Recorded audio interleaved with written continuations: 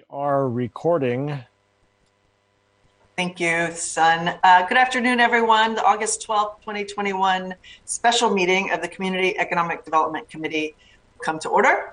It is 2:02 p.m. I'm Tammy Morales, chair of the committee. Will the clerk please call the roll? Councilmember Juarez. Councilmember Lewis. Present. Councilmember Peterson. Present. Councilmember Sawant. Councilmember Sawant is excused. And Chair Morales. Here. That is 3 present. Thank you. We do have a quorum, and I understand that Councilmember Juarez will be able to join us, but she's going to be a little late, so I will make sure to acknowledge her when she gets here. If there's no objection, today's agenda will be adopted. Hearing no objection, today's agenda is adopted. At this time, we'll open the remote general public comment period. I don't see anyone signed up, but I do need to open the period. Sun, can you please confirm that we do not have any public speakers today? There are no public comment registrants. Very well. In that case, I will now close the public comment period for this committee meeting and move on to the agenda. Roselle, will you please read items 1 through 9 into the record? Agenda items 1 through 9, appointments 2015 through 2023, the appointments of Geneva Runga, Nia Runga, Naima Clark, Afua Koyate, Sergio Max Legon Talamoni, Melina Rivera, CM Ruiz, Julie Chang Schulman, and Michael Sewara as members of the Cultural Space Agency Public Development Authority Governing Council for briefing, discussion, and possible vote. Thank you very much. I am really excited about this, what we're doing here, I have to say. I'm sure Calandra will give a little bit of background, but I just want to remind folks that the Cultural Space PDA that we're here to talk about today is a really critical step in realizing our goal as a city in building community wealth, which is something we've been talking about in this committee for the year and a half that I've been here. The intent of the PDA is to really have a mechanism in place that can help to secure long-term, affordable commercial cultural space with community partners, can help build community wealth through direct investment in real estate, and that can create opportunities for ownership of commercial cultural space. And I will say over the last year, we've been hearing a lot from, particularly from cultural spaces and cultural organizations about how tenuous their ability to stay in the city is right now, particularly because of COVID. And so this is an opportunity for us to partner with communities of color with a particular focus on Black and Indigenous communities. Today, we will be voting to seat the first governing council of the Cultural Space Agency. The council will be responsible for ensuring that the Cultural Space Agency is meeting its mission. And while they're not going to be involved in the day-to-day management of the agency, they are ultimately responsible for the agency's finances, for the property investments, and for compliance and executive level staffing of the agency. So I'm really excited about that, just that whole body of work. I know there's been a lot of work happening over the last couple of years on this. Really excited to see it coming to fruition and very excited to be able to seat this first governing council. So with that, I'm going to hand it over to Calandra and Tim Lennon, and let y'all introduce yourselves and introduce your new appointees. Thank you so much, Council Member, and thank you for your enthusiasm about this work. I am Calandra Childers. I'm the Acting Director at the Seattle Office of Arts and Culture, and it is such a pleasure to be here today to present this slate of the next council, or the first council, I should say, of the Cultural Space Agency. I'm just going to spend a moment or two to share a little bit more about the Cultural Space Agency, just to ground us in exactly how the Public Development Authority works. But thank you, Council Member, for speaking to the strategies around wealth building and that this is a long time coming.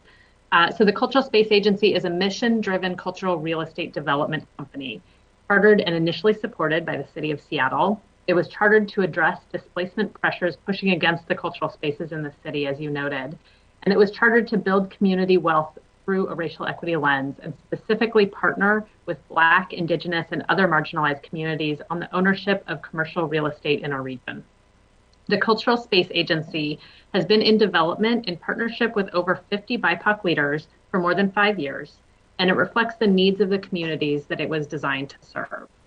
It already has a pipeline of more than 20 projects, including the acquisition of a historic theater, the acquisition of ground floor commercial space in new affordable housing development, and the restoration and public reopening of the second floor of King Street Station as a new youth-centered creative industries hub.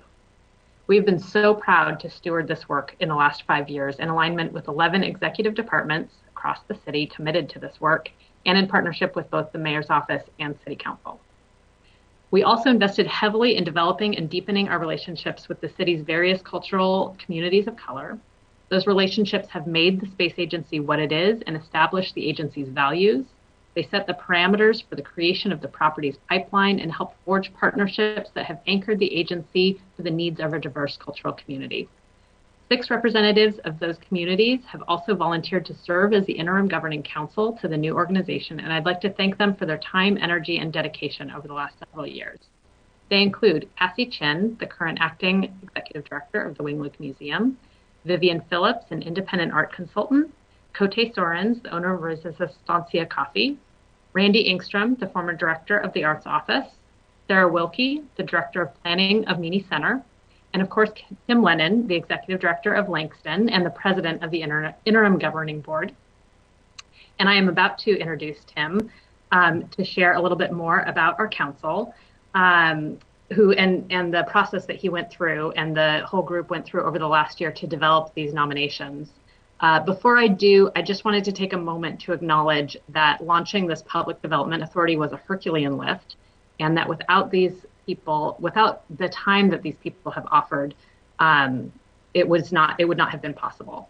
They are going to raise up this project that has been in development over 5 years and carry it far into the future. And on behalf of the Office of Arts and Culture in the City of Seattle, I just really want to thank them for the time and recognize the scale and the importance of the work that we're doing here. So with that, I'll hand it over to Tim. Thank you, Acting Director Childers, and thank you all members and nominees alike for this time and for. Tim, we're having I'm having a hard time hearing you. Is that it's a little fuzzy?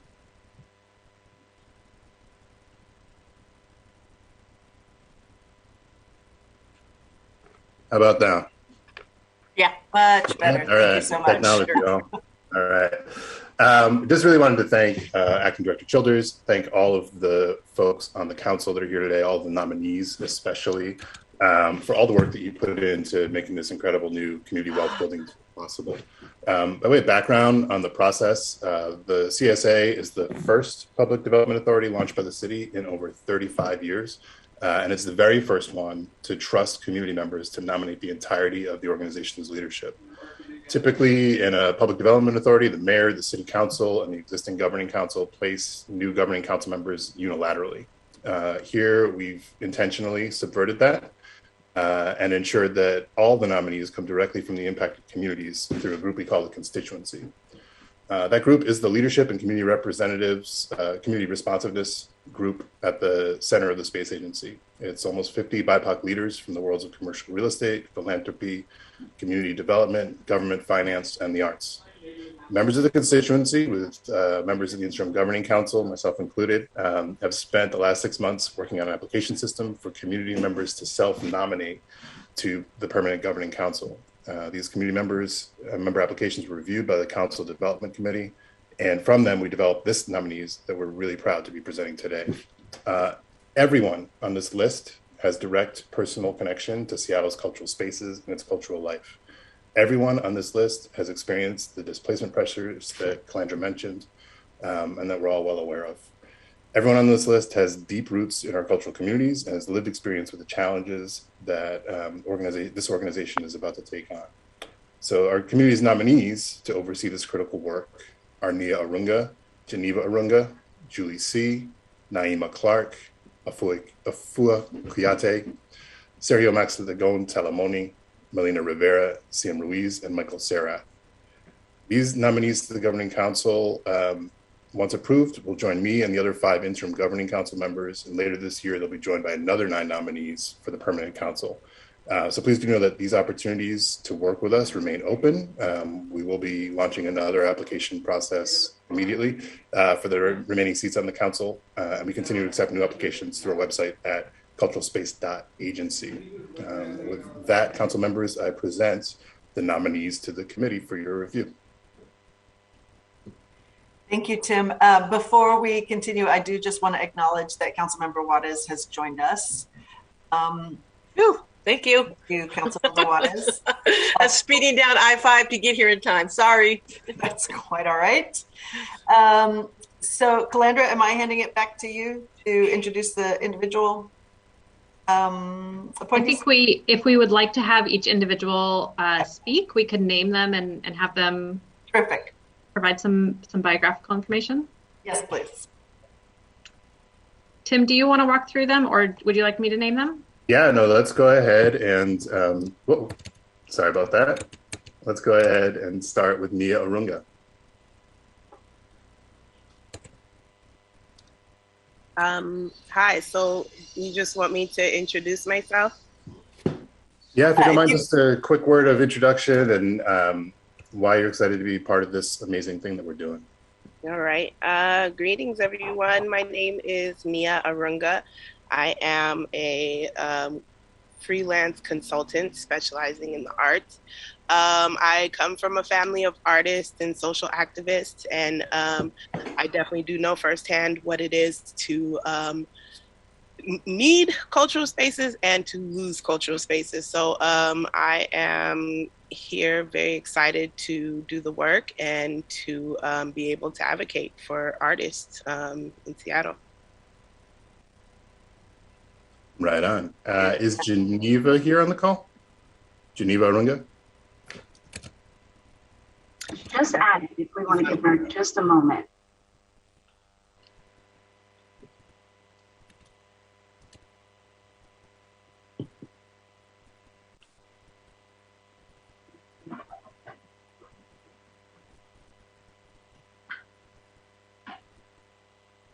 Why don't we go to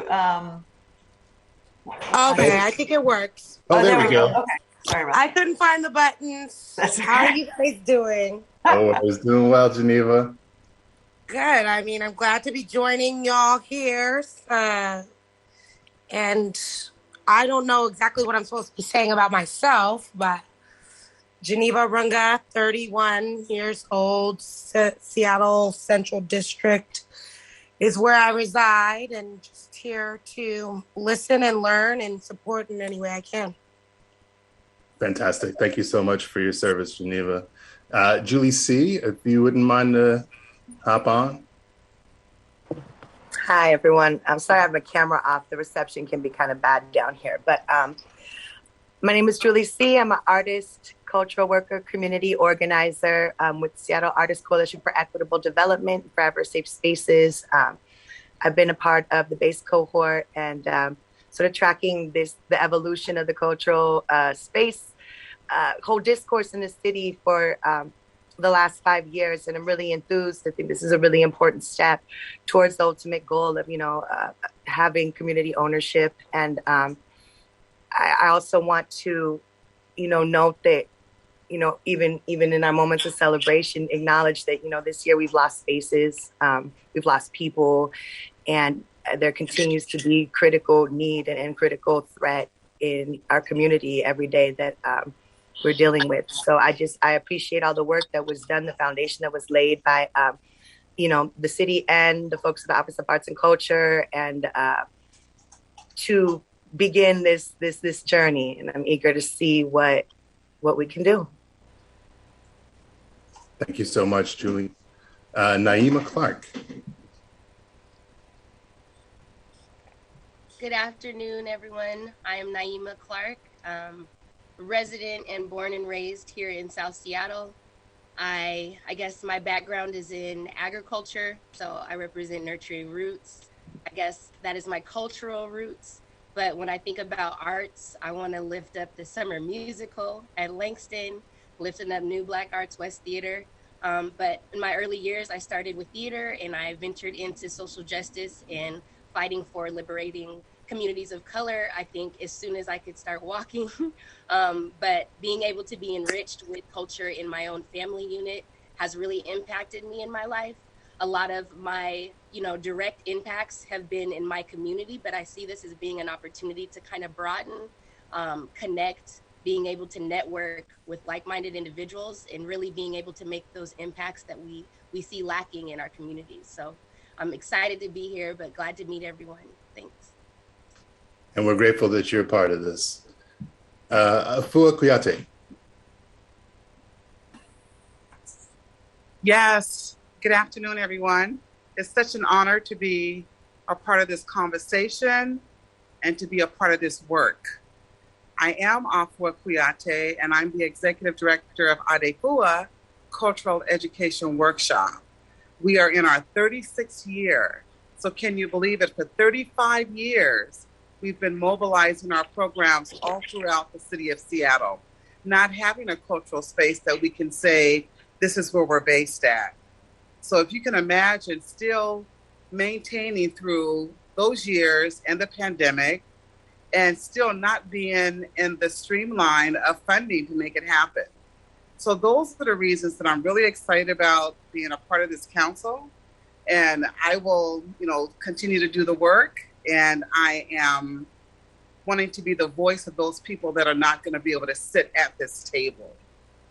I'm really concerned about, BIPOC, more specifically, Black artists that are here in different passages that will not be able to talk or have that space that we're going to represent at the table. So I'm really honored. Thank you for having me.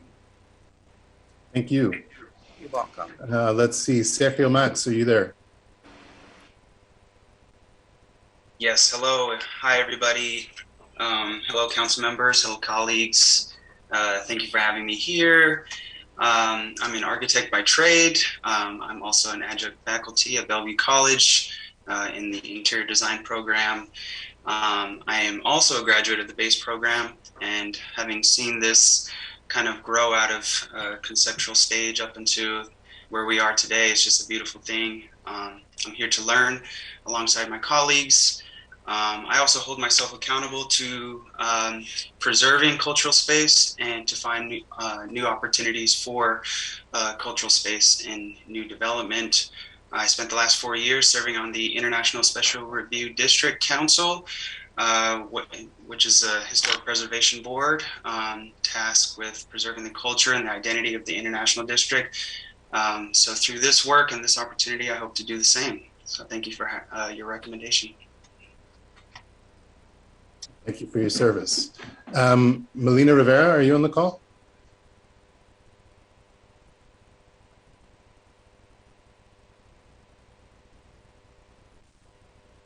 Going once, going twice. Sam Ruiz. Hello, my name is CM Reese. Thanks for the opportunity. I'm a visual artist, so I'm usually like a visual storyteller, but I wrote down some things to make sure I hit like what I actually wanted to say. So a little background was that I moved to Seattle when I was 18 and I didn't know anybody, but I was like trying to pursue visual art, and it was all of the like cultural spaces that I found that helped me foster a lot of small early friendships. And I noticed that these spaces had like this patchwork of people that had different knowledge and skills, but like were working together to for like a collective lift. And I tried to get myself into that fold. And then I felt like I needed to repay what I was given and help keep it alive. I've done a lot of different type of events and programming. And even though some were pretty off the radar, we never had empty houses, which I think illustrates a need and for these spaces. And it's kind of all to say that on a personal level, I'm looking to sort of expand my ability for outreach and connect with other contemporaries that are in cultural space advocacy and to help play a role in all of this. And the last thing I was going to say was I wanted to thank the city for carving out time for this sort of thing, for all these programs, and the Office of Arts and Culture Base cohort program, which taught me a lot that cultural spaces is a vague enough indicator, I think, that it has very many valid interpretations by very many different types of people. But I think that they always provide a healthy environment for people to psychically heal while experiencing the fruits of other people's passions. And I think that's just something we need more. So that's what I wanted to say. And thanks for the opportunity. Thank you, Sam. That's dope. And shout out to DIY Spaces, where many of us got our starts. Lastly, Michael Seraph. Michael, are you on the call? Yeah, Tim. Thank you. Michael Freirath, I'm happy to be here. Hello, council members, everybody else who came before this effort to make it possible. I raised my kids in low-income housing. I maintain a practice as a filmmaker. I've run a number of art spaces, worked at an affordable housing organization, and am currently the executive director of Southeast Effective Development, or SEED. We do affordable apartments, art space, and economic development in Southeast Seattle. We're in a cultural space emergency, particularly in BIPOC communities, and I show up in service to this effort and in service to community to address this crisis. Thank you, Michael. Council members of the committee, our community's nominees to the Governing Council of the Cultural Space Agency.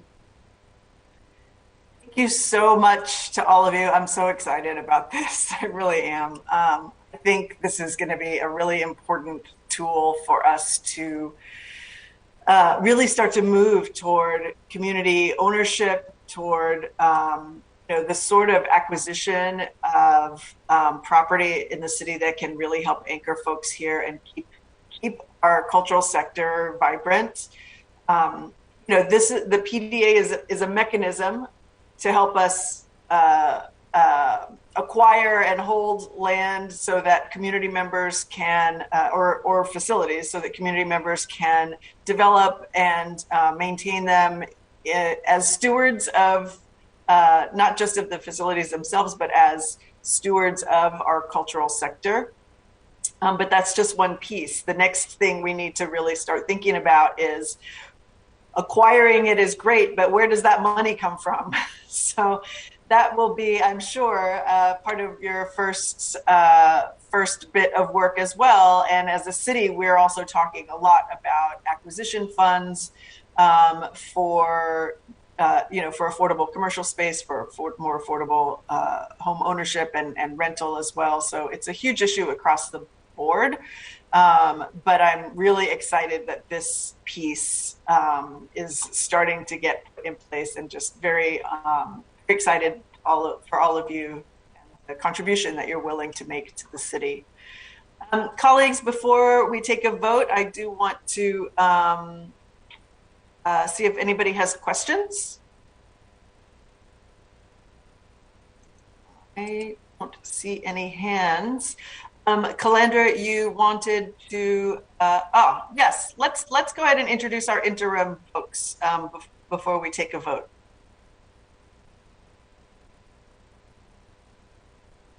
I know Cote and Randy are here. I don't see Cassie. I think Cassie is on the call. Yes. So just wanted to recognize our interim governing council.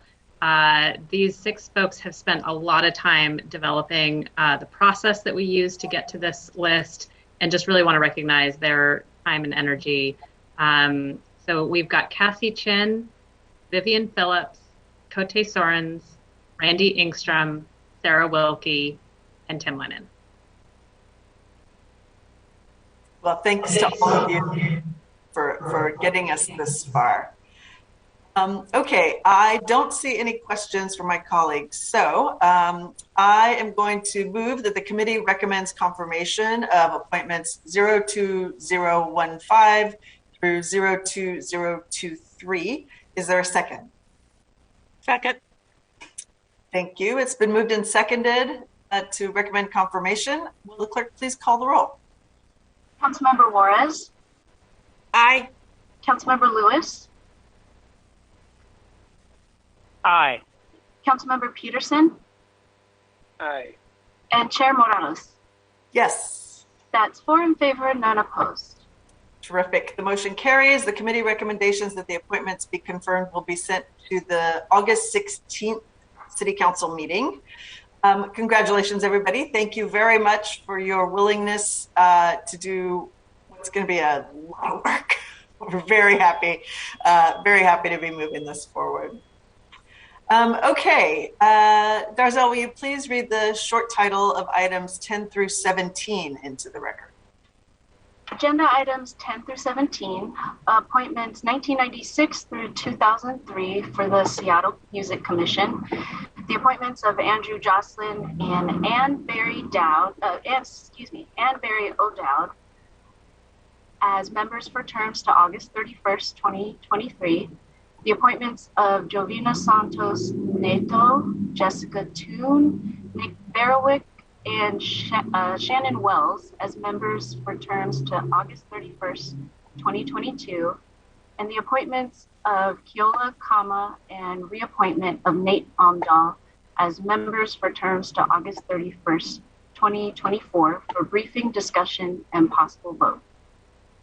Fantastic. Thank you so much. I'm very excited for this opportunity as well to seat these music commissioners today. The Music Commission focuses on cultivating partnerships and developing policy, but it's really about facilitating connections between our community members and our music industry, and really making sure that we have an environment that allows musicians to thrive in the city. So I'm really excited to hear from these folks as well.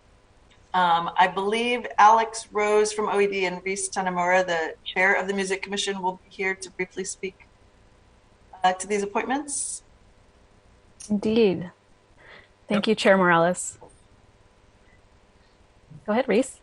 Thank you, Councilmember Ross and committee. I'm really happy to be here today to also watch the new council for the Cultural Space Agency also begin its journey as being a part of the base cohort, and seeing so many faces who cross over in this work is really exciting to be all in one room.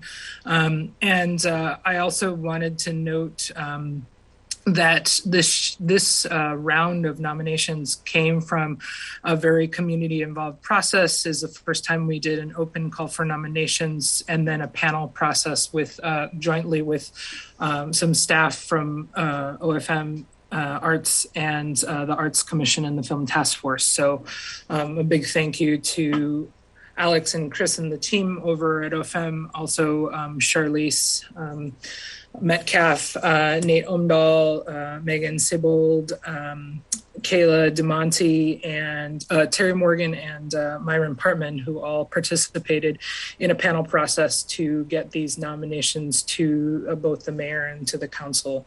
And so we appreciate that your confidence in us to bring community members forward that are going to really serve our sector at this time, which, as all of you know, and been here before talking about how just important it is for all of these amazing amazing voices with so much experience and passion for not just the recovery and relief of, things that have happened for the past year, but folks who really have a great vision about what the city is and can be in terms of music and the creative industries. So really appreciate that, and really happy to hand it over to Alex as we present this panel, the slate of new nominees.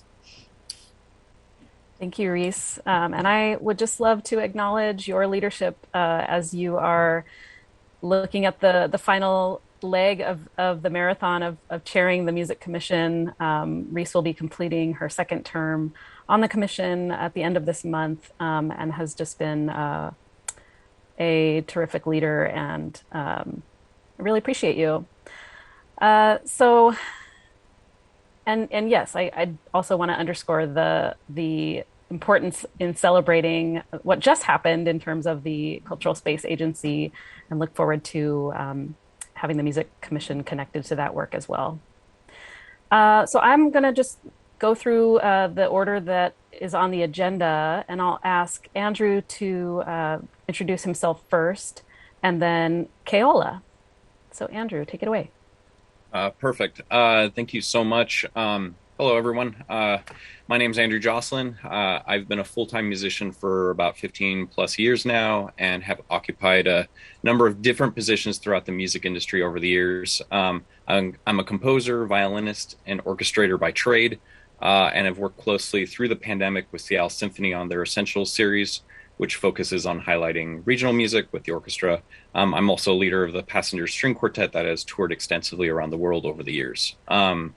With advocacy, I'm co-chair of national advocacy with the Recording Academy, a board member of SMASH, Seattle Musicians Access to Sustainable Healthcare, vice president of the Seattle Composers Alliance, and I've been an active industry activist in King and Kitsap counties for many, many years. So I've been passionate about music advocacy and worked directly with State Representative Pramila Jayapal for the passage of the PUA unemployment assistance in 2020, Music Modernization Act in 2018, as well as the incredibly important critical CARES Act in 2020 for musicians. So I guess the final thing I want to say is, music isn't a career, it's a calling.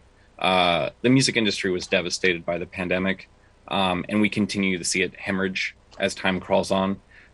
This time is critical for us as a city and a region to protect, lift up, and expand this industry for our working class musicians and music creators, and as well as for future students and artists that are drawn to this noble calling. So thank you guys so much for hearing me out and putting me up for this nomination. Thanks so much, Andrew. Hello, everyone. My name is Keola Kama. Born in Maui, but moved to Seattle as a child. Grew up schooled here through UW, so I've got some deep roots in Seattle. Music's always been a passion. I mean, I literally grew up with it in my house from day one. My mom plays, sings locally around town, performs. School band growing up. College, got into DJing. After college, I actually moved down to LA to get into the music industry. Started at Capitol Records at a time when in digital marketing, at a time when that wasn't even a thing yet. It was called new media because it was still very much in the physical world. So it's kind of interesting to be on the forefront of how, the norm of how music is consumed now. Once Capitol and Virgin were merged, I went to EMI. So I got kind of a different view of music, running account management. So basically managing digital streaming services, iTunes, Spotify, Rhapsody, etc. And, it's kind of interesting to be able to look at the music industry from these different lenses. So one, in the middle of a label itself, a Capitol, then two, kind of at the parent company, managing the relationships. I've always been inquisitive and always wanted new challenges. So after doing that for a while, one of the accounts I managed was Rhapsody, which is based in Seattle. When a job opened up here, I moved back to Seattle. So kind of coming back full circle to see kind of what the music industry looked like from that lens. So I've just tried to, throughout the career, stack different blocks of kind of experience within the music industry. So that's kind of been, one of the kind of the main growth points. You know, is not staying on one track, but just kind of keep exploring. And I should also say a bit about volunteerism and activism. I've just kind of always believed in volunteering. So whether that's camp counselor in high school, I was a Big Brothers of America mentor in college. One of the jobs I had in LA was running the volunteer system for this community radio station. So kind of in that community volunteer activism advocacy role. And so now this is kind of bringing everything full circle. I'm back in Seattle at a music company who's based in Seattle, whose roots are here. Being, you know, part of the commission makes me able to, you know, be able to volunteer, be able to be a part of the community, and be able to kind of push the goals forward. I've certainly kind of seen so many different views of the music industry that hopefully, you know, that insight can kind of help inform some of the work. You know, connections I've made should help in these different programs. So it's amazing that Seattle created the Seattle Music Commission because they saw there was a need. So I'm just glad to be, you know, approached for this, considered, and I look forward to, you know, learning, growing, and helping success of the mission. Thank you. Thanks, Keola. All right, so Jovino and then Anne. And I also want to just take a quick moment to recognize the leadership of Tim Lennon and Randy Ingstrom in recent years on the Music Commission as well, and Julie C. for being involved in some committee work as well. So just want to give credit where credit is due. So Jovino. Yes, hello. It's a pleasure to be here in this meeting. My name is Jovino Santos Neto. I was born in Rio de Janeiro, Brazil. And I lived a long time there, and I was actually involved in playing with one of the monsters of music in the world, Hermeto Pascoal, with whom I toured the world and produced several records. And 28 years ago, I moved to Seattle with my family. So I have two homes connecting, the diagonal connection of southeast Brazil to northwest United States. So very pleased to be a resident of Seattle for all this time and to be involved in a number of activities, all this related to music, as a pianist, as a composer. I've been nominated 3 times for a Latin Grammy Award, and I've been involved also in the Recording Academy since 1999 in several different capacities, as president of the local chapter, also as a governor, and also to be connected with the Seattle music community, which my pleasure in doing that comes from the fact that we can really cut across the musical tribes that are always segregated by genre of music. So I'm very much proud of the fact that I can converse musically with musicians from any category, any style, any genre, from classical to folk to everything that you could name. And not that I do everything, but there's some universal aspects of music which in a way are like gravity. We're all subject to that. And so it's so happy to be here and to be able to be involved in a city that I love so much, with people that I respect so much, like people in this commission here. So thank you so much for having my name added to this list. My pleasure. Thank you. All right, Anne. Thanks, Jovino. Hi, all. Thanks so much for this opportunity. My name is Anne O'Dowd. I was born and raised in Seattle and have been a part of music, arts, and cultural events and festivals since 2001. I started in the DIY world with the Vera Project and am very interested in mentorship and supporting young folks who want to be a part of music, arts, and culture. I manage the work behind the scenes, production, operations, and the nuts and bolts of how stage and surrounding supports are set. Recently, I supported Northwest Folklife, Bumbershoot, and Pride Fest. Currently, I manage event operations and production for Friends of Waterfront Seattle and Pier 62, and am planning for the future waterfront park. I'm excited to join the Music Commission because I want Seattle to continue being a place for musicians, artists, and creatives, as well as the folks that support the creative economy to thrive. I think music is a connector of people and cultures. It's an entry point to understanding a place and creating community. As Seattle grows and changes, I think it's critically important that there's not only space held for creatives to create, there's also active investment in infrastructure, gathering spaces, financial and planning resources, and increased opportunities to bring communities together.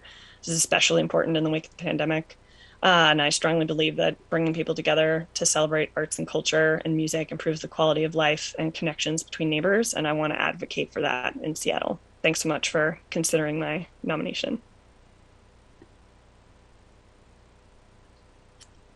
Thank you. And as you can see, just by these first few folks, just their words are making me excited about the time that I have to work with them on the commission, and then hopefully still interacting as I trail off. But you were leaving our community and industry in really great hands and great leadership. So I'd like to follow up next with Jessica Toon. Hello, council members and colleagues. My name is Jessica Toon. I use she, her pronouns, and I am currently the executive director of the Pacific Northwest chapter of the Recording Academy. I was born and raised in Ballard, where I am sitting right now, and the vibrant music and arts community here in Seattle has completely shaped my life. I dedicated my career to developing and supporting creative communities through work in mission-driven arts and culture organizations. So I've locally owned and operated an independent record label. I've served as director of marketing and communications for the Seattle International Film Festival, led strategic brand marketing and community building initiatives as director of marketing and audience development at EMP, now known as MoPop. And I also currently serve as advisor and consultant on several additional projects in the music and film industries. I've just always felt really called to serve and make positive impact in the community where I live and work. And as a huge music fan and arts and culture fan, it has meant so much to me to dedicate my career to this work, advocating for art and artists. I'm also just so appreciative of the collaboration between all of the music-focused entities in our city, and I think the Commission has done an incredible job of gathering us all together. All of us together have just such a giant platform and opportunity to move goals and initiatives forward, so I thank the Commission for that work. And I think we've all said this, but it's just such a critical time for our industry, and for me personally, it would be an honor to serve as a Seattle Music Commissioner, just to work in partnership with the entire organization and the Commission and the city in service to our community. So thank you for considering my nomination. Thank you, Jessica. Nick?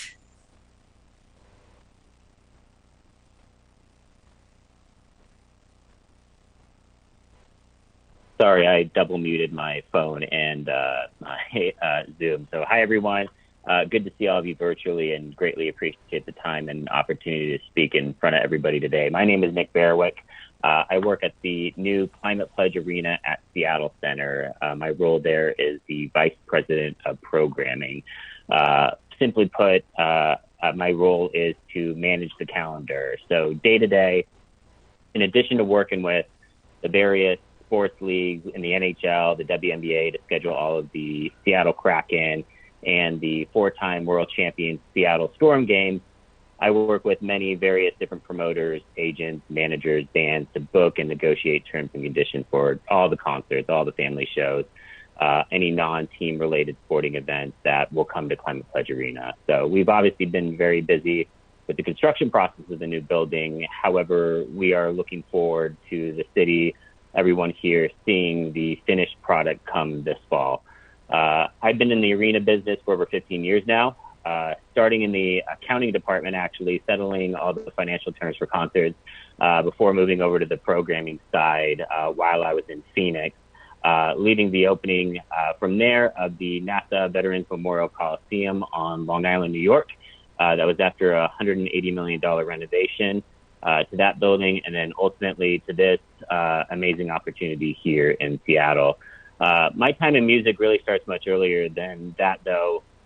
It dates back to when I was young, playing drums in a band throughout high school and college, and promoted our concerts through that time. And while growing up, that helped drive my passion for music and helped speak directly to my interest in becoming a commissioner with the Seattle Music Commission. I understand from those experiences and continuing to do what I do now, how important a vibrant, diverse, supportive music community is for a city, and my responsibility that I have to help foster that this building. So personally for me, it's exciting to be a part of supporting the mission of Seattle Music Commission, as well as the opportunities to help artists, musicians, really anyone interested in navigating their way through all of the opportunities that exist in this business, in this world, and support them in that. And lastly, I'm excited to work and learn from all the commissioners. There's a great roster that's on the Seattle Music Commission, and I'm excited to learn and work with them and all their perspectives and experience in this city, and working with them to drive the mission. Thank you all again for the time today. Greatly appreciate the consideration to be appointed as commissioner to the Seattle Music Commission. Thank you. Thank you, Nick. Shannon? Thank you. Good afternoon, everyone. My name is Shannon Wells, and I moved to Seattle 20 years ago because its music scene called to me from across the country. I've worked in live music for over 22 years now, and I have a deep knowledge of venue operations and worker relations.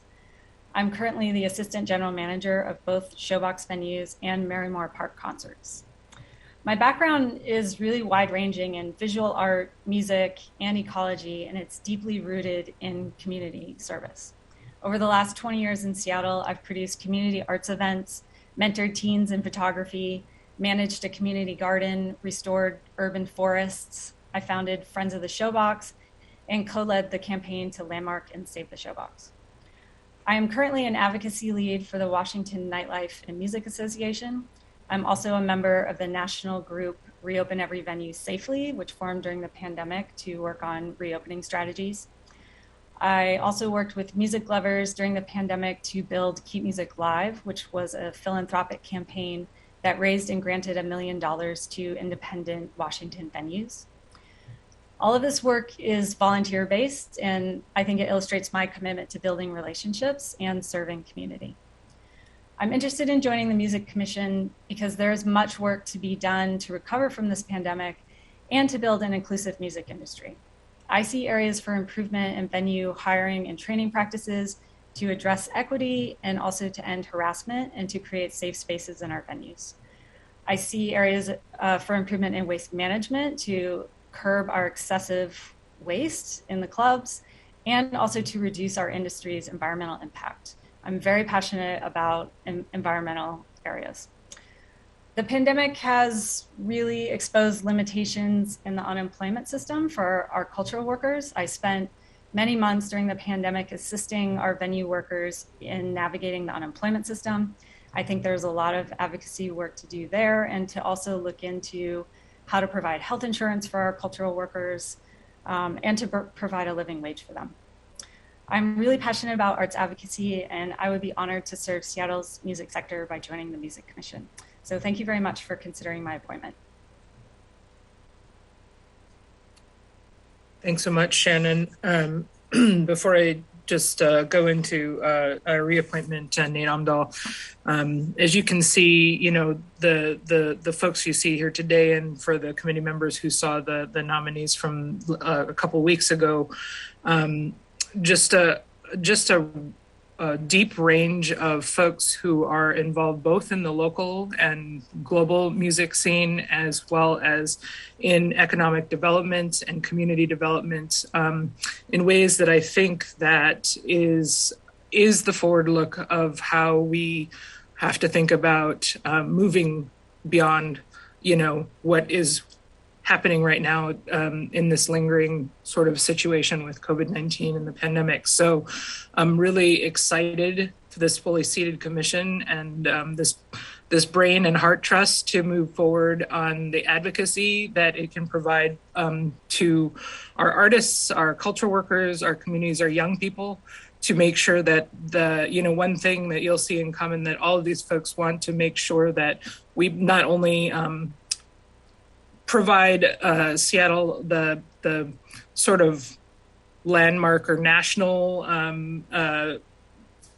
stature or competition within this industry, but really focus on making sure that this is an attainable, affordable, and thriving city for the local music population and arts population here. So very, very excited for this this vote and for these folks to be able to roll their sleeves up and get to work on creating,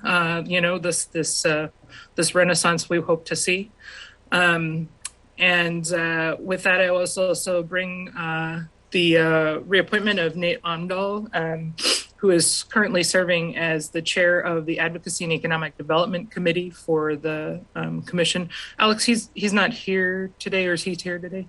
Yeah. And I'd just like to remark about Nate's work, and really strong voice in the commission to make sure that we are, that labor, that the creative work is seen as labor. It is seen as something that is valued and that is contributory not to economics, but just a thriving community and society. And his work around rooting out some, potential areas of policy and practice that are currently happening is some of the things that Shannon mentioned that we could do better on, both on the city level and on the state level, that there's more legwork to be done and more advocacy to be done. And as you can see, many of these folks have cited they are ready to take up the charge for that advocacy. So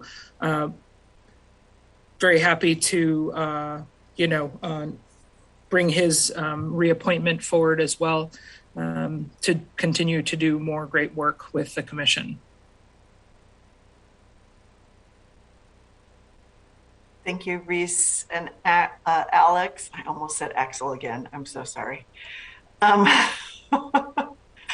of the 80s.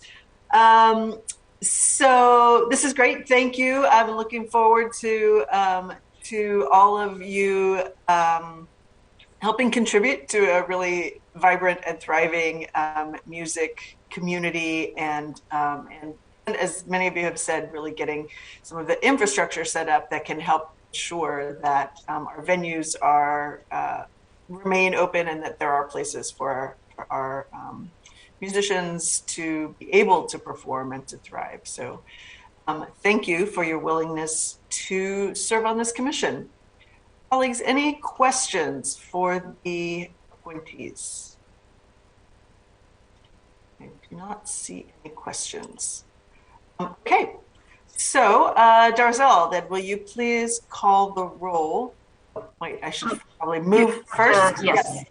I move the committee recommends confirmation of appointments 1996 through 2003. Is there a second? Second. Thank you. It's been moved and seconded. Now, Darzal, will you please call the roll? Councilmember Juarez? Aye. Councilmember Lewis?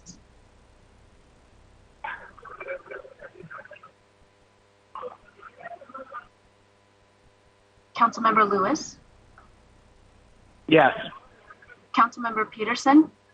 Yes. And Chair Morales? Yes. That's 4 in favor, none opposed. Thank you. The motion carries. The committee recommendation that the appointments be confirmed will be sent to the August 16th City Council meeting. Thanks very much, everybody. And I just want to remind our appointees who are here today, if you are welcome to stay, but you are not obliged to stay. So once your appointment is voted on, if you need to hop off, please feel free to do so. Okay, let's move on then. Darzal, can you please read the short title of items 18 and 19 into the record? Agenda items 18 and 19, appointments 1629 and 1980 for the Seattle Women's Commission, the appointments of Sangyun Sophia Lee and Rachel E. Morowitz as members for terms to July 1st, 2022 for briefing, discussion, and possible vote. Fantastic. Thank you very much. We have appointments to a few different commissions here. So I'm going to hand it over to Marta Idawu from the Office of Civil Rights, who I think, are you going to walk us through all of the commissions? Yeah, so are we going to just do the first two and then we'll go on to the next ones? Okay, great. Okay, let's start with the Women's Commission. Are you able to see me? Yes. Okay, good. Okay. Thank you and good afternoon. My name is Marta Edawu with the Seattle Office for Civil Rights, and I am the Civil Rights Advisory Commission liaison for the Seattle Women's Commission and the Seattle Human Rights Commission. And I'm going to give some background information about the work and the structure of the commissions. The new appointments are here today, and I'd like them to be able to share a little bit about their work and then ask them to be moved forward, and then go through the reappointments and go through that stuff. And then so the Seattle Women's Commission and the Seattle Human Rights Commission are composed of 21 accomplished individuals who come together as volunteers to research, analyze, make recommendations, and advise the mayor, the city council, and city departments on issues that are facing women and human rights in Seattle. They're composed of 8 commissions are appointed by the mayor, 8 appointed by the city council, and 4 appointments are made by the commission, plus 1 additional member joins the commission for a 1-year term through the Get Engaged program, which is a leadership development program for youth 18 to 29 years of age. Commissioners are appointed to a 2-year term of office, and they serve without pay. So all of the new appointments that are going to be going forward today, all of these individuals have been attending meetings, actively participating and helping on a lot of our events that we've had. And some of the events that we've had has been the Renters' Rights Forum that we had in June. And just this past month, we had 5 candidates forums where all the 5 commissions participated in both of those. And it turned out wonderful and great, and they all participated and did a lot of work on these. And so I wanted to make sure that you all knew how much work they're doing before they've even been put forward to be appointed to the commission. So the 5 commissions that I wanted to make sure you all knew who they were, it's the Women's, Human Rights, LGBTQ, Disability, and the Immigrant and Refugee Commissions. And what I feel just really empowered and happy about is that commissions of all across other departments and the commissions collaborating and doing amazing work together. So at this time, we've just called the 2 appointees to be appointed, and I would like to have those 2 individuals say a little bit about themselves, Sophia Lee first, and then Rachel Morowitz. So if they can, is this the time when they can say a little bit about themselves as a new commission, and then you all can ask them some questions, because they're here, so I mean I can talk about them, but it's better that they share information about themselves since they're here present, and that's how we usually do that. So I'll move on back to you all to have them speak a little bit about themselves, and then any questions that you might have of them.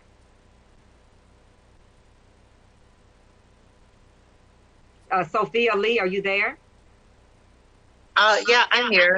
Okay, thank you. Why don't you go ahead and say a little bit about yourself as a new commissioner coming on the Women's Commission, and some of the work that you've done for a long time that on the commission as well. Yeah, my name is Sophia Lee. I have been a Seattle resident for around 7 years now. I have throughout most of the time, I have been very much so involved in community, mainly as board chair of a transgender nonprofit organization, Gender Justice League, and also within the last couple of years within the Women's Commission. The last year or so, I have also served as one of the co-chairs of the commission. Yeah, I don't know what exactly if I want to highlight anything, but I am happy to be here, and I am happy, and thank you for your consideration. Thank you, Sophia. Rachel, are you there? Yeah, I'm here. Okay. Thank you, Marta, for that great You're introduction. welcome. Thank you. My name is Rachel Morowitz, and I use she, her pronouns. I grew up in the San Francisco Bay Area, but I moved to Seattle via Washington, D.C. 4 years ago. And I recently moved to the South Park neighborhood, so I'm just making my rounds around Seattle. I'm an attorney in a Seattle-based law firm where I represent workers and consumers in litigation against corporate bad actors. I initially focused my practice on employee benefits, but I've now expanded to consumer protection and environmental justice. While most of my work focuses on class action and litigation, I think my true passion lies in advising cities and localities on legislation which would help benefit our most vulnerable communities. So in the past, I've advised cities and localities on legislation that can improve access to healthcare, but also give our vulnerable populations the tools they need to save for retirement. I'm a first-generation Fijian American, and suffice to say, there's not a lot of Pacific Islanders in the legal profession. So the importance of intersectionality is very important to me and also real to me. I'm proud of the work that I've done at my law firm, including co-founding our POC affinity group. I think it's a good start, but there's a lot of work to be done. But I am motivated and excited to engage with others on this commission to have more wide-reaching effects and an impact in Seattle. I'm also excited to be part of the Women's Commission because it's given me the opportunity to interact and learn with some pretty awesome individuals. We've only had a couple of meetings, but it's such an energetic and motivated group, so I'm excited to work with them going forward. Thank you for my consideration, and if you have any questions, I'm happy to answer them. Thank you. Thanks so much, Rachel and Sophia. I don't have any questions. I think it's great you both have been willing to be involved already and get active, not just in the community, but in the commission itself. So thank you for that. Colleagues, are there any questions for Rachel or Sophia? Okay. In that case, I'm going to move that the committee recommends confirmation of appointments 1629 and 1980. Did I get those right? Yes. Is there a second? Second. It's been moved and seconded to recommend confirmation. Will the clerk please call the roll? Councilmember Juarez. Aye. Councilmember Lewis. Aye. Councilmember Peterson. Aye. And Chair Morales. Yes. That's 4 in favor, none opposed. Thank you very much. The motion carries, and the committee recommendation that the appointments be confirmed will be sent to the August 16th City Council meeting. Okay, here we go. Will the clerk please read the short title of items 20 through 30 into the record? Agenda items 20 through 30, appointments 2004 through 2014 to the Seattle Human Rights Commission, the appointment of Natasha A. Bennett, and reappointments of Erica Chen and Jessica C. Boyan for terms to July 22nd, 2022, the appointments of Kaylee Mary Cliva and Claire Aylward Gilmet as members for a term to January 22nd, 2023, the appointments of Julia Ishmael and Alan Niaribo, and reappointment of Brian Egger as members for a term to January 22nd, 2022, the appointment of Gunita Annie Chada and reappointments of Tyrone Grandison and Aaron G. Oravio as members for a term to July 22nd, 2023 for briefing, discussion, and possible vote. Terrific. Thanks so much, Darzal. So if I am seeing the piles here, Marta, it looks like the folks being appointed for the first time are here, but the reappointments are not. Is yes, that right? Yes. That's how it usually is. The new appointments are here live, and then I will say something about the reappointments. I'm going to go from my list down because I used from the roster saying 18, 19, 20, 21 like that. So I'm like at number 20 for Natasha Bennett. She's a new appointment. And Natasha, if you're there, I'd like you to come on and talk about your work and say a little bit about you and why you want to be a commissioner and all that kind of stuff. That would be helpful. Yeah, sure. Thank you. Thanks, Marta. And thank you, everyone, for having me. My name is Natasha Bennett. I use she, her pronouns. I work in the city of Seattle at Seattle Jobs Initiative, which is a nonprofit whose mission is to help connect individuals and communities from underinvested communities to employment and training opportunities so they can secure living wage careers and economic mobility to support themselves and their families. As part of that work, I'm a consultant and I work with community and technical colleges. And in that work, we partner with colleges, administrators, faculty, staff, and students to help them redesign programs, policies, and opportunities to better serve and be more responsive to the needs of low-income adults and other members from underinvested communities. Before my work at Seattle Jobs Initiative, I worked as an academic. I'm a political scientist by training with a strong emphasis in human rights. So I was a human rights scholar working on global human rights, but through much of my work with that research, it all began to focus on the impact of city level and municipal level impacts, because that's the way that individuals connect and access human rights institutions and policies and protections. Previous to my work at Seattle Jobs Initiative, I was an assistant visiting professor at the University of Puget Sound and also taught human rights undergraduate courses at the University of California, Santa Barbara. So my desire to be on the Human Rights Commission really stems from a strong passion in human rights, and particularly bringing about awareness, knowledge, and information about the impact and power that human rights can have for communities who particularly, have the most to gain. One of my central kind of themes is, those who have the most to gain from an entire system around human rights are often those who have the most difficulty accessing them. So in my work with the Commission, I would hope to bring that knowledge and background to the city of Seattle and its communities so that we can identify ways to improve human rights protection, access, and fulfillment for members of individuals and communities that have the most to gain from human rights protections. So thank you for considering my candidacy. Oh, thank you so much. And now go on to Gunita Annie Chada. Can you go ahead and speak about your work and say a little bit about yourself for everyone, please? I apologize for my voice. It's a little gone, so I'm going to make it as quick as I can. But my name is Gunita Annie Chada. My pronouns are she, her. I'm a first-generation child of incarcerated parents, and I've experienced very difficult situations in my life, such as being homeless, being a school-to-prison pipeline child, and more.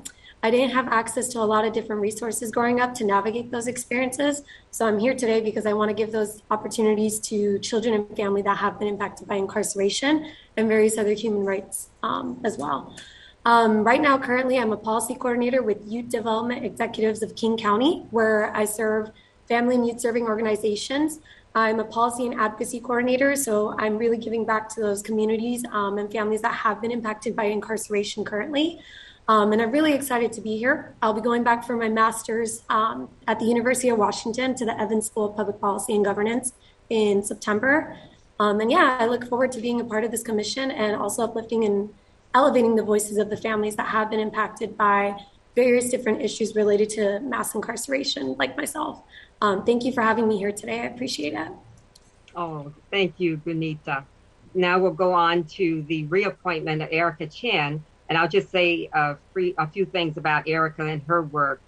Erica has worked with the following things. She's part of the leadership team of the commission, where they prepare the agenda for the monthly meetings and take care of all the high level confidential things that might happen that they have to be a part of with our office and different things like that. She's also chair of the appeals committee, and most of her time on the commission, she has been the chair of the committee and reviewing and making decisions on appeals that is part of the work of the commissions.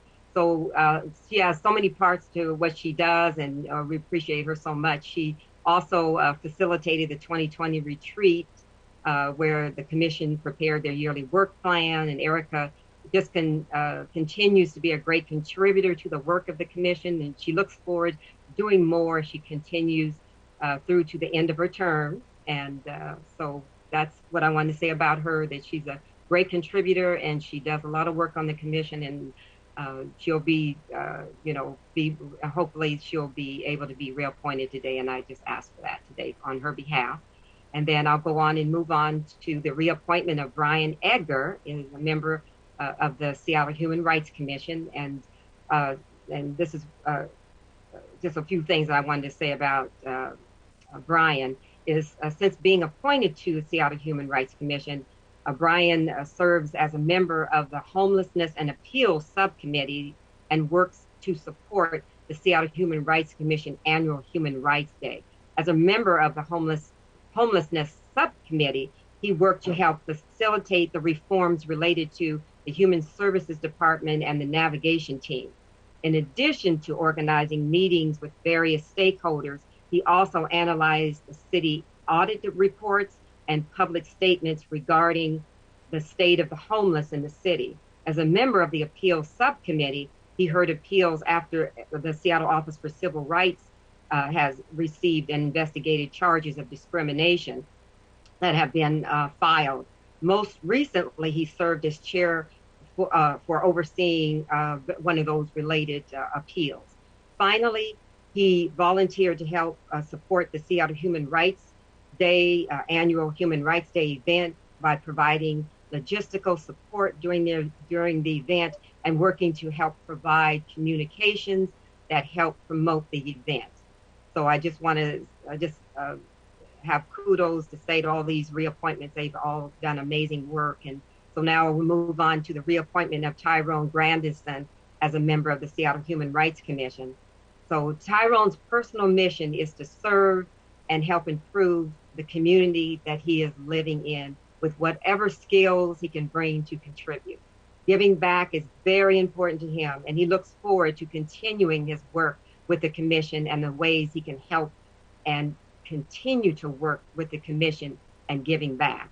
So some of the things that Tyrone has helped the commission on is the commission be more responsible to community through heightened communication, help the Human Trafficking Task Force be more effective in helping policymakers understanding problem fundamentals, helped the events team execute on Human Rights Day 2020, and he also helped recenter the commission on its mission and responsibility to community. And I don't know if you all know or saw the Black Experience in Seattle event for Human Rights Day last year, 2020 event. It was amazing and brought the community in to talk about their lived experience and the things that they see that is needed in the community and that the city really needs to take an active look at. And so he's been amazing. So I just wanted to also move him forward as well. And then the reappointment of Aaron Oravillo as a member of the Seattle Human Rights Commission. Aaron has been working towards a goal he set for himself, not just to be an active participant in his community, but to help others. He has been acquiring experience to further social justice by recruiting project members, facilitating giving projects, and raising money for community organizing. He came across the Human Rights Commission through social media and a meeting commissioner at an event where he felt that the Human Rights Commission would be the best place for him to further focus his time, energy, and efforts to affect positive change for the issues he cares most about in the city where he lives and spent most of his childhood. The Commission's mission is to promote human rights for the residents of Seattle and facilitate the prevention and elimination of discrimination, and directly in line with his personal values. He looks forward to the opportunity to continue to learn and work with the Human Rights Commission. And so I'd also like to move Aaron forward as well. And then the next person is Jessica Bouillon, reappointment to the Seattle Human Rights Commission. Jessica is a devoted social change maker and peace builder. She has nearly 20 years of experience in the nonprofit sector, serving as executive director for World Without Hate. Jessica is dedicated to preventing and disrupting the cycles of hate and violence through storytelling and empathy. She believes that if we are together, we can ensure safe, accepting, and peaceful communities for all. As a commissioner for the Seattle Human Rights Commission, Jessica serves on the events committee, having most recently co-chaired the 2020 Human Rights Day event. In addition, Jessica has contributed to the commission's annual retreat coordination and curriculum, and participates on the criminal legal system task force as a commissioner. And Jessica is most proud to serve as a voice to the community, passionate about ensuring Seattle upholds its commitment to commitment as a designated human rights city. Jessica loves the Pacific Northwest, and after 20 years of dreaming about living here, she is incredibly happy now to call Seattle her home. So I'm moving to move her forward for her reappointment. And then the next person for a new appointment is Julia Ismail. And are you there? I am, yes, Miss Marta, thank you. You're welcome. I suppose this is it's my time. Yes, I have to just, it is definitely my time. It has been a long time coming through generations. And I feel like this is not just my time, it's our time. And to be, to pause just long enough to introduce myself in this space is an honor. My name is Julia Ismail. I'm the daughter of Janet Watson, a white woman from Kansas, and Jewel Wayne Watson, a black man from South Carolina. And I've called Seattle my home since 1979. I have all three of my children born here, and I consider this place my home. And in the vein of my version of a land acknowledgement, being a black Muslim woman in a land that I have been brought to, it has this very special meaning for me. And in this time to just remember, to pause long enough to just remember that we are part of something that is greater than ourselves, and the land being the most obvious and most tangible and visible manifestation of that change. For me, it is about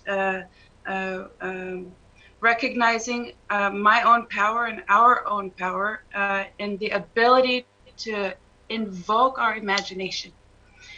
And so with this very delicate and new experiment between institution and community, we have these commissions, and I have sat here for over an hour just in awe of all of the amazing humans, the humanity that has come forth just at the call. We have been out here doing this kind of work for generations, just waiting for the invitation to be heard in such institutional places. And so when I heard the call for the Human Rights Commission, I was immediately drawn to it, not as I would have been 10 years ago or 20 years ago, but because of this time that we are in and the people that are in those seats. You all are ready to listen. You are excited because the opportunity for change is now given to all of us. And so what I'm most excited about, should my nomination, be accepted, is to invoke the imagination and anticipate the work. And what I mean by this is that in my future, in my best future, in my best imagination, where I am a liberated Black Muslim woman, I can wake up my whole full self every day. I have to also imagine the work and the institutionalizing that equity is going to require. So through this work, this last year, I have founded the Equity Consortium. It is now over 130 equity advocates from all over the country who have come together to design a very unique organizational assessment tool. It is the only one of its kind that has been created by so many multiple voices. Over 36 voices have created this document.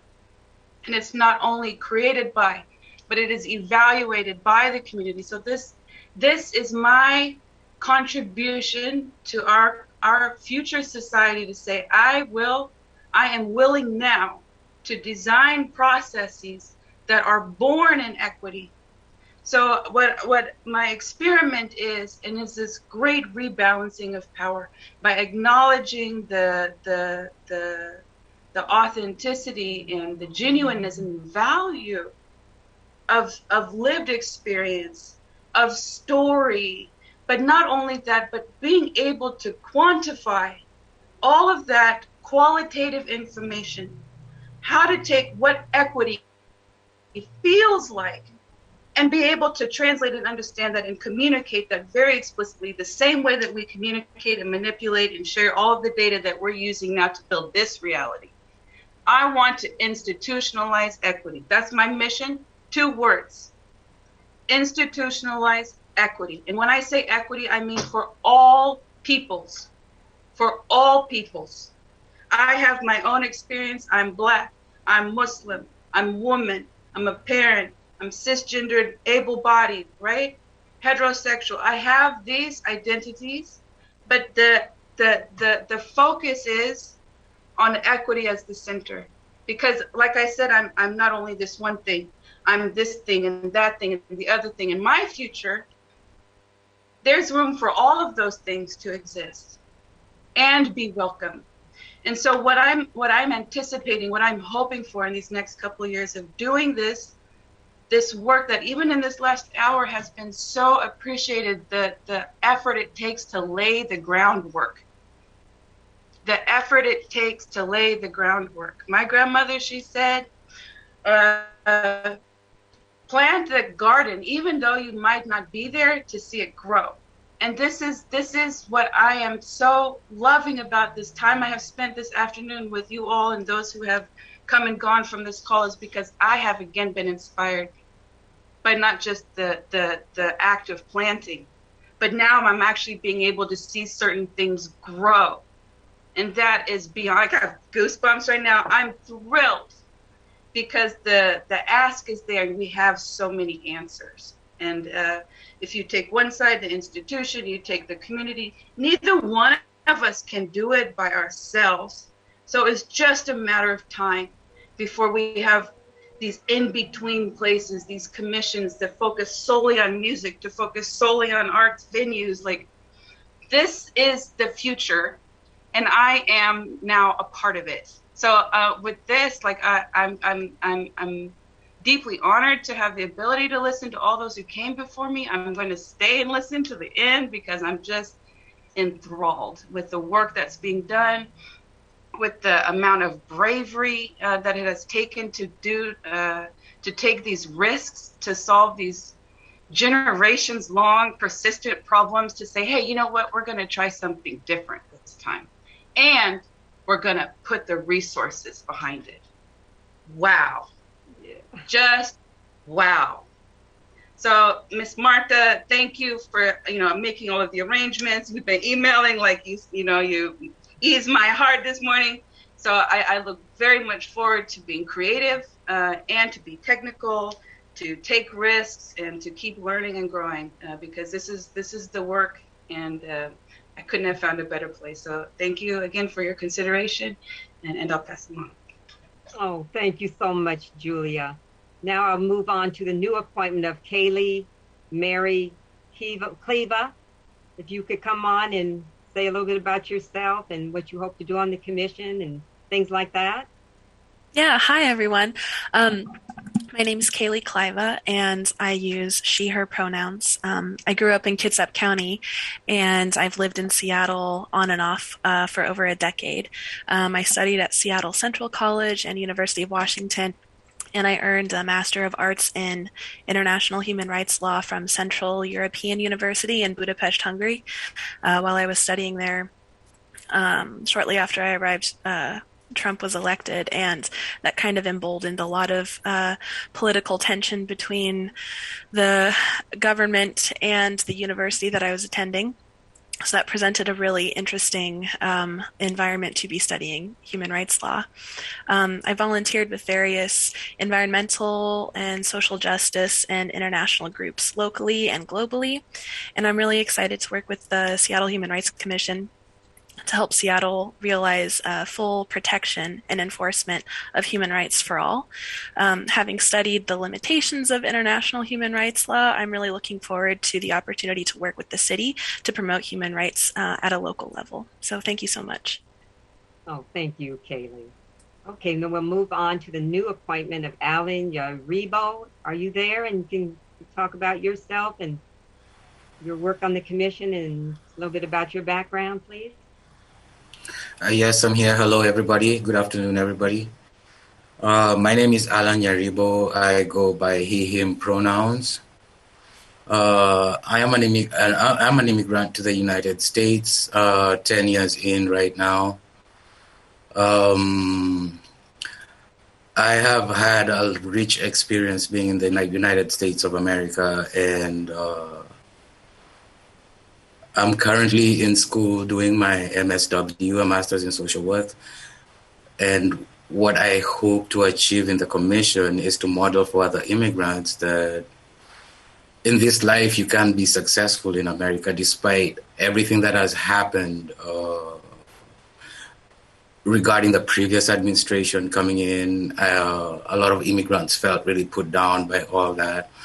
Now, while all that was happening, I really didn't know what was calling to me, but there was this deep stirring I had within me that I had to get out there, make my voice heard.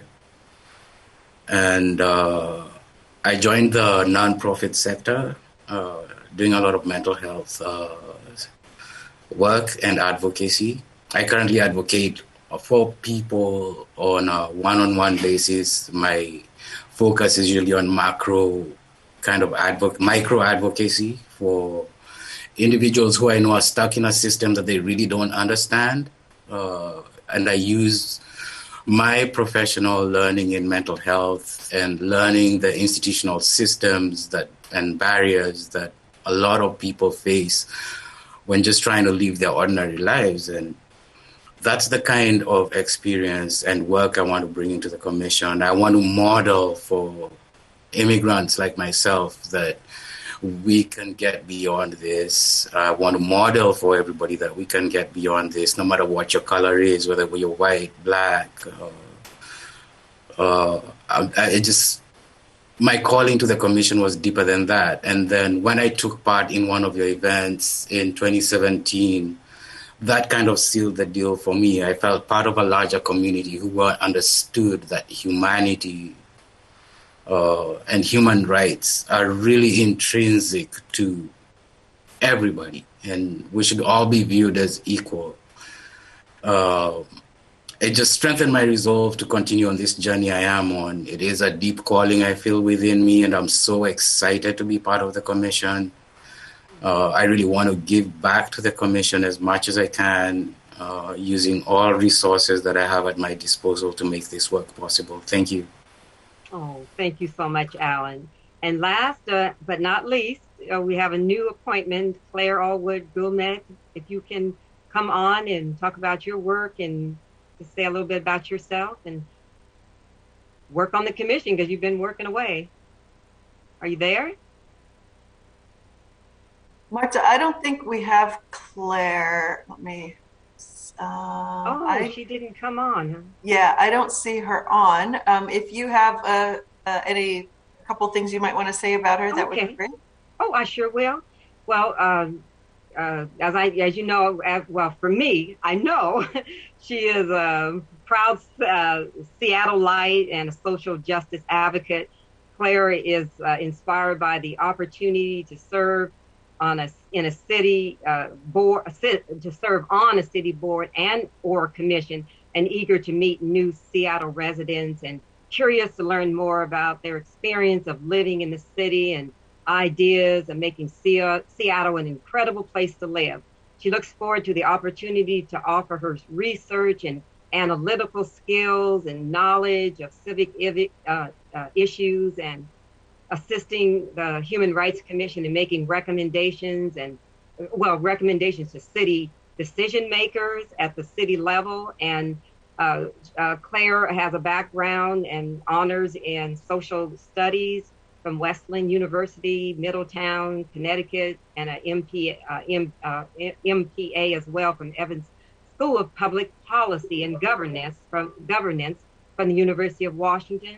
And I don't know why she wasn't able to be here, but she's been excited and wanting to get appointed, and she's been working on the commission for quite a while. She missed some because of COVID. We couldn't get a lot of people in for a whole year, so it kind of didn't. She was kind of a little discouraged, but excited when I was talking about them all being appointed this time around. So I'm not sure what happened, but will she be able to be? That's fine. It's fine. We just wanted to make sure we had a little bit of information about her. So that's great. I really want to thank all of you. Thank you, Marta, for helping coordinate and organize all of this. I think, the interesting thing about human rights, and especially of Seattle declaring itself a human rights city, is that the United States is actually not part of several of the international conventions, particularly what I always think about is the economic rights, right? So there is the covenant that says we all have a right to earn a living. We have a right to be able to organize. And that particular one, the US hasn't signed on to. So I think it's really important that as a human rights city, self-declared human rights city, we still try to hold ourselves to those principles. So I really appreciate, those of you who are bringing your different experiences, whether it's human rights law or workforce development or immigration, criminal legal system experience, all of that, organizational assessments that are rooted in equity. I think all of those perspectives and experiences are going to be really helpful, and all of you helping guide us as a council in what it means for Seattle to be a human rights city, and to use that framing. I think we use the racial equity framing. We are trying to use a racial equity framing much more consistently now in our policy making, in our decision making, and I think that the human rights framing is equally important because they are so connected. And so I just want to thank all of you for your willingness to serve on this commission and bring your background and your perspectives to the work that you have in front of you. Colleagues, are there any questions for our appointees? I don't see anybody raising their hand. So I will go ahead and move that the committee recommends confirmation of appointments 2004 through 2014. Is there a second? Second. Thank you. It's been moved and seconded. Will the clerk please call the roll? I just wanted to state for the record that Councilmember Peterson had to leave earlier. And with that, Councilmember Juarez. Aye. Councilmember Lewis. Aye. And Chair Morales. Aye. That's 3 in favor, none opposed. Great. Thank you for the notice, Darzel. We do still have quorum with 3 people, so we can continue and wrap this up. The motion carries, and the committee recommendation that appointments be sent to the August 16th City Council meeting for confirmation. I do want to move to suspend the council rule. If there's no objection, the council rule relating to referring legislation to a city council meeting when the committee meeting is after Thursday at noon, which ours has been, will be suspended. Allow referral of agenda items 1 through 30 to this Monday's August 16th city council meeting. Hearing no objection, the rule is suspended. And these agenda items 1 through 30 will be referred to Monday's City Council meeting for final consideration. I also do want to note that we ran this by the council president just to confirm that this was okay, and she did concur with this request. So that rule is suspended, which means that all of the recommendations today will be moved to the Monday's August 16th City Council meeting. Okay, it was another marathon appointment meeting, but we are done. I want to congratulate all of you. You do not have to be present at Monday's meeting. If you would like to listen in, you're welcome to do that, but you don't have to be present. Thank you all for being here today. If there are no other questions, this concludes the August 12th, 2021 special meeting of the Community Economic Development Committee. Thank you all for being here. It is 3:36 and we are adjourned.